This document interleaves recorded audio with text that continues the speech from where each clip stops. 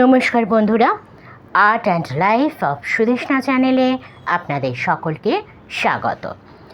আমরা সাংবাদিক কুণাল বোসের লেখা একটি বিখ্যাত বই সুভাষ ফিরেছিলেন থেকে পাঠ করে শোনাচ্ছিলাম আমি সুদেষ্ণা। সম্পূর্ণ কৃতিত্বই কুণালবাবুর, আমি শুধুমাত্র পাঠ করে শোনাচ্ছি। অনেকের বইটি পড়ে ওঠা হয়নি, তবে শুনতে তো ভালো লাগে। আগের দিন আমরা যে অংশটুকু পাঠ করে শুনেছি, ডেসক্রিপশন বক্সে তার লিঙ্কটা দিয়ে দেবো, আপনারা আগে ওটা শুনে তারপর আজকের অংশটা শুনবেন। সময় নষ্ট না করে আমরা শুনে নিই আজকের অংশ।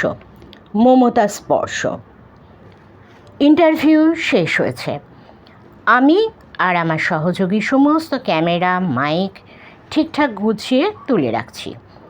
হঠাৎ দেখলাম বৃদ্ধার দুই চোখ জলে পরিপূর্ণ। প্রাচীন আশ্রমগৃহে মলিনতার মধ্যেও বৃদ্ধার মুখটির সরলতা সমস্ত যন্ত্রণাকে ভুলিয়ে দেয়। এতক্ষণ আমার ক্যামেরার সামনে বসে ইনি যে কথা বলতে পারবেন সেটাই আশা করিনি। এই বয়সেও এই বৃদ্ধা মানুষটা এতটা স্মার্ট। আমাদের জন্য যত্ন করে খাবারের ব্যবস্থা করেছেন নিজের সাধ্যের মধ্যে। সব কিছু তো ভালোভাবেই হলো, কিন্তু এখন যাওয়ার সময় তার দুই চোখে এরকম জল কেন? সামনে এগিয়ে গেলাম। কি হয়েছে দিদি? না ভাই, কিচ্ছু হয়নি। এবার বুঝি তোমরা যাবে, তাই না? আমি যদি ফোন করি তুমি ধরবে তো? কি বলছেন দিদি, কেন ধরবো না? অবশ্যই ফোন করবেন। সেদিন চন্দননগর থেকে ফিরে আসার পর রাতের বেলা বেজে উঠেছিল আমার মুঠোফোন। ওদিক থেকে সেই কণ্ঠস্বর, মমতাদি। অনেক কথার পর বৃদ্ধা বললেন, একটা কথা বলবো ভাই? আমার না একটা ভাই ছিল, খুব কম বয়সে আমাদের সবাইকে ছেড়ে চলে গিয়েছে। তাকে না তোমার মতোই দেখতে ছিল। এই পৃথিবীর বিপুল রঙ্গমঞ্চে কোথায় কী যে ঘটে চলে কার সাধ্য তা বলতে পারে। চন্দননগরের প্রবর্তক সংঘ আশ্রমের দীর্ঘদিনের বাসিন্দা মমতা দাস কী করে যে আমার দিদি হয়ে গেলেন সেটা আমিও জানি না। অকালে পৃথিবী ছেড়ে চলে যাওয়া তার ভাইকে তিনি খুঁজে পেয়েছিলেন আমার মধ্যে, আর আমি পেয়েছিলাম এমন এক অসামান্য হৃদয় স্পর্শ, লক্ষ টাকা দিয়েও যা এই পৃথিবীতে পাওয়া যায় না। জানো, চন্দননগরে একজন বয়স্কা ভদ্রমহিলা থাকেন। তার দাবি তিনি 60-এর দশকে চন্দননগরে নেতাজিকে দেখেছিলেন। নেতাজি গবেষক সৈকত নিয়োগীর ফোন। চন্দননগরে নেতাজি, সেটাও আবার নাকি 60-এর দশকে? প্রথমে কথাটা বিশ্বাস হয়নি। এমন কত ধরনের গল্পই তো একটা সময় সারা ভারত জুড়ে শোনা গিয়েছিল। কত মানুষ সেই বিশ্বাসে ছুটে গিয়েছেন, তারপর বিভ্রান্ত হয়েছেন। এটাও মনে হয় সেই ধরনের কিছু হবে। কিন্তু পবিত্রমোহন রায়ের ছেলে রণেন্দ্রমোহন রায়ের মুখোমুখি বসে ভগবানজির কথা শোনার পর আমি মনস্থির করলাম, চন্দননগরে আমাকে যেতেই হবে। পাঠকদের সুবিধার জন্য বলে রাখি, মমতা দাস চন্দননগরের প্রবর্তক সংঘের এক আবাসিক। প্রবর্তক সংঘ প্রতিষ্ঠা করেছিলেন বিপ্লবী মতিলাল রায়। মতিলাল রায়ের অন্যতম সহযোগী বিপ্লবী অরুণ দত্ত মমতাদির গুরু ছিলেন। মমতাদি তার যৌবনে মতিলাল রায়, অরুণ দত্ত সহ চন্দননগরের বহু বিপ্লবীকে দেখেছেন। তার দাবি অনুযায়ী 1967 সালে সুভাষচন্দ্র এই বঙ্গে এসেছিলেন হুগলির চন্দননগরে। চন্দননগরের প্রবর্তক সংঘে তিনি বেশ কিছুদিন ছিলেন। এই দাবি যিনি করেছিলেন তিনি প্রবর্তকের বয়োজ্যেষ্ঠা সদস্যা মমতা দাস। প্রবর্তকের ব্যাপারে যারা শোনেননি তারা গুগল করে নিতে পারেন। তবুও আপনাদের সুবিধার্থে জানিয়ে রাখি, 1920 সালে এই প্রবর্তক সংঘের প্রতিষ্ঠা করেছিলেন স্বাধীনতা সংগ্রামী মতিলাল রায়, যিনি আগে প্রবর্তক নামে একটি পত্রিকা চালাতেন। বঙ্গভঙ্গ বিরোধী আন্দোলনে যোগ দেওয়া এই মতিলাল 1910 সালে বিপ্লবী অরবিন্দকে তার বাড়িতে আশ্রয় দিয়েছিলেন। এরপরই অরবিন্দ ঘোষ বিপ্লবী কার্যকলাপ ছেড়ে পণ্ডিচেরি চলে যান এবং ঋষি অরবিন্দ নামে পরিচিত হন। এই মতিলাল রায়ও যদি পরবর্তী সময়ে সন্ন্যাস গ্রহণ করেন, কিন্তু প্রবর্তকের সঙ্গে বিপ্লবীদের যোগাযোগ কখনো থেমে যায়নি। এই প্রবর্তক আশ্রমে বহুবার গা ঢাকা দিয়েছিলেন বহু বিপ্লবী। সুভাষচন্দ্রের সঙ্গেও মতিলাল রায়ের বন্ধুত্ব ছিল দীর্ঘদিনের। 1959 সালে মতিলাল রায়ের মৃত্যু হয়। তার মৃত্যুর 2 বছর আগে মমতা দেবী এই প্রবর্তকে যোগদান করেন। 2 বছর পর সংঘগুরুর মৃত্যু হলে সেই সময় প্রবর্তকের দায়িত্ব নিয়েছিলেন স্বাধীনতা সংগ্রামী শ্রী অরুণচন্দ্র দত্ত। অরুণবাবুর সঙ্গে সুভাষচন্দ্রের পরিচিত ছিল স্বাধীনতার আগে থেকেই। 1967 সালে এই অরুণবাবুই একটি চিঠি পান, যেখানে দাবি করা হয় সুভাষচন্দ্র নবদ্বীপে এসেছেন। তিনি পাল্টা চিঠি দেন এবং সুভাষচন্দ্রের উত্তর আসে। এরপর তিনি নবদ্বীপে যান এবং স্বয়ং সুভাষচন্দ্রের সঙ্গে তার সাক্ষাৎ হয়। যদিও এই সাক্ষাতের ব্যাপারে বাইরে কাউকে জানাতে নিষেধ করেছিলেন নেতাজি। তার কয়েক মাসের মধ্যেই নেতাজি প্রবর্তক সংঘে আসেন থাকার জন্য, কিন্তু পরিস্থিতি অনুকূল না হওয়ায় তার এখানে থাকা হয়নি। এই সময় মমতাদি সুভাষচন্দ্র বসুর সান্নিধ্য পান বলে তিনি দাবি করেছেন। 1967 সালের অক্টোবর মাসে প্রবর্তকের পত্রিকা নবসংহতে এই গোটা ঘটনাটি উল্লেখ করেন শ্রী অরুণচন্দ্র দত্ত। নেতাজির অন্তর্ধান নিয়েও আরও একটি বিষয় উন্মোচিত হলো এত বছর পর। মমতাদির কথা মতো তিনি এখানে থাকতে এসেছিলেন, কিন্তু পুলিশের উপদ্রব বাড়ছিল। পরবর্তী সময়ে কার্বাঙ্কল হলে তাকে কলকাতায় নিয়ে গিয়ে চিকিৎসা করানো হয়। মমতাদি চন্দননগরের প্রবর্তক সংঘে যোগ দিয়েছিলেন 1957 সালে। তখনও সংঘগুরু মতিলাল রায় বেঁচে আছেন। মতিলাল রায়ের পর প্রবর্তক সংঘের দায়িত্ব সামলাতেন বিপ্লবী অরুণচন্দ্র দত্ত। অরুণচন্দ্র বিপ্লবী আন্দোলনের প্রথম যুগের মানুষ। বাংলার বিপ্লবীদের মধ্যে বোমা সরবরাহ করাই তাঁর কাজ ছিল। রাসবিহারী বসুর নেতৃত্বে দিল্লিতে 1911 সালের লর্ড হার্ডিঞ্জের উপর বোমা নিক্ষেপের ঘটনাতেও তিনি জড়িত ছিলেন। সুভাষচন্দ্রের সঙ্গে বিপ্লবী অরুণচন্দ্র দত্তের প্রথম সাক্ষাৎ হয়েছিল 1923 সালে। সুভাষচন্দ্র তখন দেশবন্ধু চিত্তরঞ্জন দাসের সঙ্গে রাজনীতিতে নবাগত তরুণ। কলকাতা কর্পোরেশনের চিফ এক্সিকিউটিভ অফিসার রূপে মনোনীত হয়েছেন। সেই সময় প্রবর্তক সংঘের গোস্বামীঘাটে একটি মন্দির প্রতিষ্ঠা হয়। দেশবন্ধুর অনুরোধে সুভাষচন্দ্র সেই অনুষ্ঠানে উপস্থিত ছিলেন। সেই থেকেই প্রবর্তক সংঘের সঙ্গে সুভাষচন্দ্রের সম্পর্ক গড়ে ওঠে। সুভাষচন্দ্র আর বিপ্লবী অরুণচন্দ্র দত্ত যেহেতু সমবয়সী ছিলেন, তাই দুজনের মধ্যে প্রগাঢ় বন্ধুত্ব গড়ে ওঠে। অরুণচন্দ্র দত্ত যেহেতু সমবয়সী ছিলেন, তাই দুজনের মধ্যে প্রগাঢ় বন্ধুত্ব গড়ে উঠেছিল। পরবর্তীকালে সেই বন্ধুত্ব বিপ্লবী সহযোগিতায় রূপান্তরিত হয়। অন্যান্যদের মতো অরুণচন্দ্র দত্ত মনে করেছিলেন 1945 সালের 18ই আগস্ট বিমান দুর্ঘটনাতেই বোধহয় সুভাষচন্দ্রের মৃত্যু হয়েছে।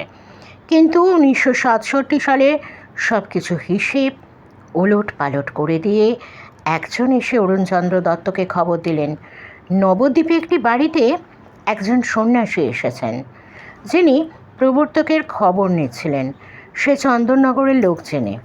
তিনি জিজ্ঞেস করেছেন প্রবর্তকের সবাই কেমন রয়েছে, তারা কি কাজ করছে। তিনি সুভাষচন্দ্র ছাড়া আর কেউ নন। তাকে দেখে আমি নিশ্চিত হয়েছি।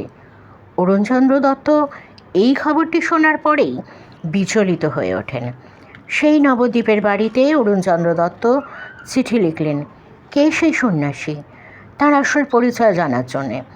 চিঠির উত্তরে এলো, তোমার মায়ের বোধন থামিও না, আমি জীবিত বা মৃত প্রবর্তকের সঙ্গে রয়েছি। চিঠির এই উত্তর পাওয়ার পরে অরুণচন্দ্র দত্ত আর স্থির থাকতে পারেননি। তিনি বললেন, এখনই আমি নবদ্বীপ যাব। তবে কি আবির্ভূত হয়েছেন সেই দিব্যপুরুষ, সেই মহামানব, যার প্রতীক্ষায় এত বছর ধরে প্রবর্তকের ম্রিয়মান আলোটি বহু কষ্টে জ্বালিয়ে রেখেছি। আমাকে নবদ্বীপ যেতেই হবে। অরুণচন্দ্র দত্ত রওনা দিলেন নবদ্বীপের উদ্দেশ্যে। সঙ্গী ছিলেন কয়েকজন, তার মধ্যে মমতাদিও সঙ্গী হতে পেরেছিলেন। মমতাদিকে জিজ্ঞাসা করলাম, কেমন দেখেছিলেন সেদিনের নবদ্বীপে গিয়ে? কাকেই বা দেখলেন? মমতাদি তার স্মৃতির নুড়ি পাথর ঘেঁটে ঘেঁটে এক এক করে মণিমুক্ত তুলে আনতে শুরু করলেন আমার আই অ্যাম বোস চ্যানেলের ক্যামেরার সামনে।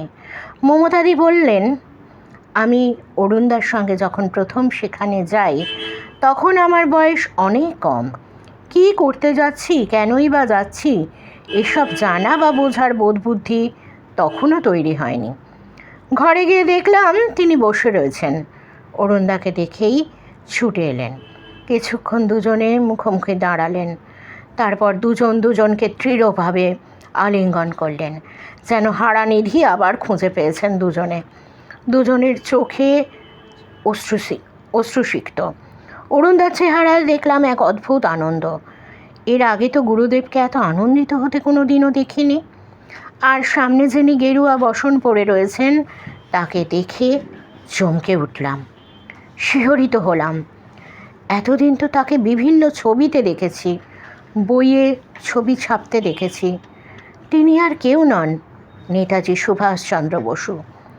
সালটা 1967, তারিখটা ছিল 14 এপ্রিল।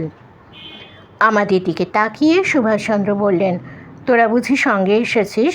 খুব ভালো, এবার একটু ঘুরে আয়, আমরা দুজনে একটু প্রাণের কথা বলি। দেখিস পথে ঘাটে অনেক গেরুয়া বসন, গলায় রুদ্রাক্ষের মালা, হাতে ত্রিশূল দেখে ভুলে যাস না যেন। আমি তখন বয়সে অনেক ছোট, মুখে মুখে কথা বলি। বলে ফেললাম, আপনারও তো ঘরে দেখছি একটা ত্রিশূল রয়েছে, ওই যে ঝুলছে রুদ্রাক্ষের মালা। তিনি হেসে বললেন, ওগুলো আমার ভেক, এগুলো না রাখলে মানুষের চোখে ধুলো দেবো কী করে, বলে হেসে উঠলেন। তারপর আমরা তার নির্দেশ মতো বাইরে বেরিয়ে গিয়েছিলাম। অনেকক্ষণ ধরে অরুণদার সঙ্গে সুভাষচন্দ্র বসে কথা বললেন। কি কথা হয়েছিল, কি বলেছিলেন, সেসব আমরা কিছুই জানি না। তবে এইটুকু মনে আছে, যখন প্রথম তাকে দেখেছিলাম চমকে উঠেছিলাম। বয়সের ছাপ তার দেহে পড়েনি। তার তখন প্রায় 70-এর ওপর বয়স হবে, অরুণদার সমবয়সী, কিন্তু চেহারায় শরীর দেখে সেটা বোঝা যায় না। অদ্ভুত এক দিব্য আলোর আভা সুভাষচন্দ্রের সারা শরীরে অঙ্গে জড়িয়েছিল। এমন দিব্যকান্তি আভা অরুণদার ভেতরেও দেখেছি, যেমন যোগী পুরুষদের হয়। নেতাজির সঙ্গে আমার গুরুদেব অরুণচন্দ্র দত্তের দেখা হওয়ার কথা অরুণবাবু লিখে গিয়েছেন আমাদের প্রবর্তক সংঘ থেকে প্রকাশিত পত্রিকা নবসংঘর পূজা সংখ্যায়। 1967 সালের সেপ্টেম্বর মাসের পূজা সংখ্যাটা যদি আপনি দেখেন, সেখানে দেখবেন অরুণ দত্ত একটি লেখা লিখেছিলেন। সেই লেখার নাম মিতাজি। এই লেখার মধ্যেই নেতাজি সুভাষচন্দ্র বসুর সঙ্গে দেখা হওয়ার ঘটনার বিবরণ আছে। তবে সুভাষচন্দ্র নিজেই না করেছিলেন যে আমার সঙ্গে দেখা হওয়ার কাহিনী এখন নবসংঘে লিখবেন না। অরুণদা তাই 6 মাস অপেক্ষা করেছিলেন। 6 মাস পর সেপ্টেম্বর মাসে তিনি পূজার সংখ্যায় লেখাটা লিখেছিলেন। সেখানেও আভাস দিয়ে বেরিয়ে গিয়েছেন, স্পষ্ট করে কিছু জানার নেই। আসলে সুভাষচন্দ্র চাইতেন না বাইরের লোক তার কথা জানুক। এরপর সুভাষচন্দ্র অরুণদার সঙ্গে চিঠির মারফত যোগাযোগ রাখতেন। সেই সুবাদেই সেই বছরের শেষে সুভাষচন্দ্র প্রবর্তক সংঘে এসেছিলেন। অরুণদা খুব গোপনে সংঘের ভিতরে তার থাকার ব্যবস্থা করেছিলেন। সুভাষচন্দ্র বলেছিলেন, অরুণবাবু, তোমাদের জায়গাটা তো এখনও একই রকম রয়েছে, সেই রকমই প্রবর্তক সংঘ যেমনটা দেখে গেছিলাম। খুব শান্তির জায়গা, এখানেই আমার থাকার ব্যবস্থা করো, আমি এখানেই গোপনে থাকব। অরুণদা সেই মতো ব্যবস্থা করে দেন। কিন্তু সুভাষচন্দ্র ভুলে গিয়েছিলেন মাঝখানের অনেকগুলো সময় পেরিয়ে গেছে। সেই চন্দননগর আর এখনকার চন্দননগর আলাদা। আমার উপর ভার পড়েছিল তার দেখাশোনা করার। মাঝে মাঝেই তার ঘরে যেতাম, তাকে খাবার দিতাম। তখন আমার বয়স, ছোট বয়স, অত কিছু বোঝার বোধবুদ্ধি নেই। তার পায়ে হাতে হাত বুলিয়ে দিতাম। সেই বৃদ্ধ শরীরেও কি তেজ, কি দীপ্তি! আমায় খুব ভালোবাসতেন। ছোট্ট মেয়েটির মতো করে মাথায় হাত দিয়ে আশীর্বাদ করতেন, বিভিন্ন কথা বলতেন। একবার তাকে জিজ্ঞেস করেছিলাম, আপনারা বিয়ে নিয়ে বাইরে এত রকম কথা হচ্ছে, এই কথাগুলো আপনি শোনেননি? তার মুখটা দেখেছিলাম কালো হয়ে গিয়েছিল। সুভাষচন্দ্র উত্তর দিয়েছিলেন, ওসব বাজে কথা। কাজ করতে গেলে অনেক মহিলার সঙ্গেও কাজ করতে হয়, তাই বলেই তাকে বিয়ে করেছি, এরকম রটনা? আমার নামে এগুলো মিথ্যে রটানো হচ্ছে। সেই থেকেই আমি বুঝতে পারি সুভাষচন্দ্রের বিবাহ নিয়ে যেসব ঘটনাগুলো বাইরে রটনা করা হয়েছে সেগুলো সবই মিথ্যে। সুভাষচন্দ্র বিবাহ করেননি। আসলে এগুলো তার বিরুদ্ধে একটা চক্রান্ত। সুভাষচন্দ্রের সঙ্গে কথা বলতে গিয়ে দেখেছি তার মুখ তার বিয়ের কথা বলতে গিয়ে অন্ধকার হয়ে এসেছে। খুব কষ্ট পেয়েছিলেন এইসব রটনা থেকে, বুঝতে পেরেছিলাম। একবার কলকাতা থেকে কয়েকজন এসেছিলেন, যখন তিনি আমাদের প্রবর্তক সংঘে আছেন সেই সময়। তারা এসে তাঁর সঙ্গে দেখা করতে চেয়েছিলেন। অরুণদা কঠোর নির্দেশ দিয়েছিলেন কেউ যেন বিনা অনুমতিতে তার সঙ্গে দেখা করতে না পারে। কিন্তু তারা এসে বলেছিল তারা শ্যামাচরণ লাহিড়ীর আশ্রম থেকে আসছেন এবং তারা লাহিড়ী বাবার প্রত্যাদেশ পেয়েছেন। শ্যামাচরণ লাহিড়ীর প্রত্যাদেশ পেয়েছেন কিভাবে? শ্যামাচরণ লাহিড়ী তো বহুদিন আগেই পৃথিবী ছেড়েছেন। তারা প্ল্যানসেটের মাধ্যমে শ্যামাচরণ লাহিড়ীকে ডেকে তার থেকে প্রত্যাদেশ পেয়ে সুভাষচন্দ্রের সঙ্গে দেখা করতে এসেছেন এবং সঙ্গে এনেছেন কয়েকটি ল্যাংড়া আম। সুভাষচন্দ্রকে গিয়ে এই কথা বললাম। তিনি তখন ঘরের ভিতরে বিশ্রাম নিচ্ছিলেন। এই কথা শুনে খুব আনন্দিত হলেন। তিনি তাদের অনুমতি দিলেন তার সঙ্গে এসে কথা বলার। এবার আমাদের কিছু করার ছিল না, কারণ যে মানুষের সঙ্গে দেখা করতে এসেছেন তিনি তাদের সঙ্গে দেখা করে কথা বলতে চাইছেন। তবে প্রবর্তকে তিনি থাকতেন, আস্তে আস্তে বাইরের লোক কিছু কিছু করে তার কথা জানতে পারে। তাই অরুণদা এখান থেকে তাকে সরিয়ে অন্য একটি জায়গায় চন্দননগরেই থাকার ব্যবস্থা করেছিলেন। আসলে মানুষের কাছে বিষয়টা চেপে রাখা অতটা সহজ ছিল না। আমাদের প্রবর্তক সংঘের ঘর থেকে চলে যাওয়ার পরে অরুণ দত্ত তার থাকার ব্যবস্থা করেছিলেন সামনে নৃপেনশিলের বাগান বাড়িতে। সেই জায়গাটা খুব নিরিবিলি এবং মানুষের চোখের থেকে অনেক দূরে। সেখানে সুভাষচন্দ্র শান্তিতে থাকতে পারবেন এই আশা ছিল অরুণ দত্তের। কিন্তু সেটাও হলো না। বহু মানুষ সেখানে তার সঙ্গে দেখা করতে আসতেন। চন্দননগরের লোকেরা অকারণে এসে ভিড় জমাতে থাকেন তাকে দেখার জন্য। বিশেষ করে কলকাতা থেকে সমর গুহ, সুনীল দাস, জয়শ্রী পত্রিকার অনেকেই এসেছিলেন, তবে গোপনে। মেদিনীপুর থেকে এসেছিলেন। হাওড়া বোমা ষড়যন্ত্র মামলার সঙ্গে জড়িত পুরনো বিপ্লবীরাও তার সঙ্গে দেখা করতে আসেন। এই করতে করতেই পুলিশের নজর পড়ে। পুলিশ একসময় সেখানে ঘুরঘুর শুরু করে। পুলিশের অনেক বড় কর্তাই অরুণদার সঙ্গে কথা বলতে এসেছেন। কে এসেছে আপনার এখানে? আমরা বিভিন্ন রকম শুনছি। অরুণদা অন্য ধরনের মানুষ ছিলেন, সুতরাং তিনি এগুলোকে পাত্তা দেননি। তার জন্যে সেই রকম কোনো সমস্যা হয়নি।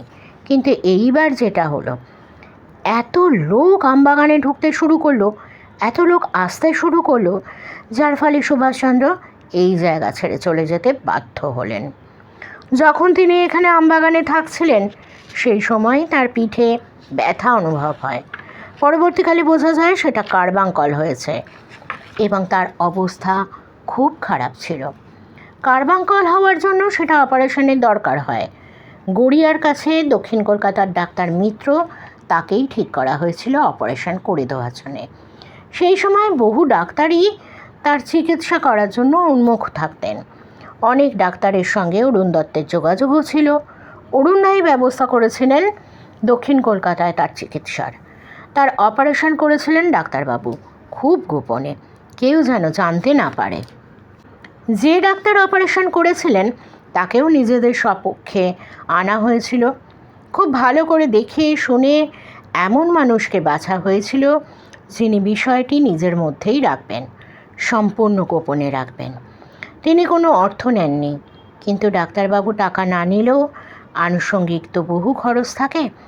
সেগুলো প্রবর্তক সংঘের বিভিন্ন মানুষের থেকে চাঁদা তুলে দেওয়া হয়েছিল, অরুণদাই দিয়েছিলেন। সেখানে সুভাষচন্দ্রের অপারেশন হয়। তারপর তিনি সেখান থেকে চলে যান। চন্দননগরে তিনি থাকতে চেয়েছিলেন, কিন্তু থাকতে পারেননি বলে খুব দুঃখ প্রকাশ করেছিলেন। তবে মনে আছে, একবার আমি তাকে বলেছিলাম, দেখুন তো কত কষ্ট করতে হচ্ছে, মায়ের ছেলে যদি ঘরে থাকতেন তাহলে এরকম কষ্ট করতে হতো না। আমাকে সঙ্গে সঙ্গে তিনি জবাব দিয়েছিলেন, আমাকে কতটুকু চিনিস রে তোরা?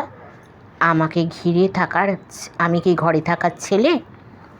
আসলে তখন আমার বয়স অনেক কম, কাকে কি বলতে হয় জানতাম না। তবে তার দুই চোখের দীপ্তি এবং শরীর থেকে বেরোনো তেজপ্রভা দেখে বুঝেছিলাম তিনি এক অনন্য সাধারণ যোগী পুরুষ। অরুণদা তাকে সঠিকভাবেই চিনেছিলেন। তার মতো দীপ্ত মহামানবকে জীবনে দেখার সুযোগ পেয়েছিলাম। তখন আমার বয়স অনেক কম। আজ এই বয়সে এসে বুঝতে পারি তার মতো মানুষের সান্নিধ্যে জীবন ধন্য হয়ে গিয়েছে। তিনি আমার কাছে বারবার দুঃখ প্রকাশ করেছেন। তার নামে বহু রকম রটনা রটানো হয়েছে, যেমন তার বিয়ের বিষয়টা। তিনি স্পষ্ট আমায় জানিয়েছিলেন তিনি কোনো দিনও কাউকে বিয়ে করেননি। বিয়ের বিষয়টা সম্পূর্ণ মিথ্যে একটা রটনা, তার চরিত্র হনন করার জন্যে। এই বিষয়গুলো বলতে বলতে তার মুখ কালো হয়ে যেত। বুঝতে পারতাম তিনি যন্ত্রণা কাতর হচ্ছেন। তার মতো দীপ্ত পুরুষের, মহামানবের নামে কতই না কিছু রটনা করা হয়েছে। আমার জীবন ধন্য হয়েছিল তাকে প্রবর্তক আশ্রমের সেবা করতে পেরে। তারপর আর তাকে কোনো দিনও দেখিনি। মমতাদির অশীতিপর কণ্ঠে আস্তে আস্তে সকরুণে নিবৃত হলো। আমি চমকিত হলাম। মমতাদি আমার সামনে বসে রয়েছেন। ক্যামেরা কখন বন্ধ করতে হবে তা নিজেই ভুলে গিয়েছিলাম।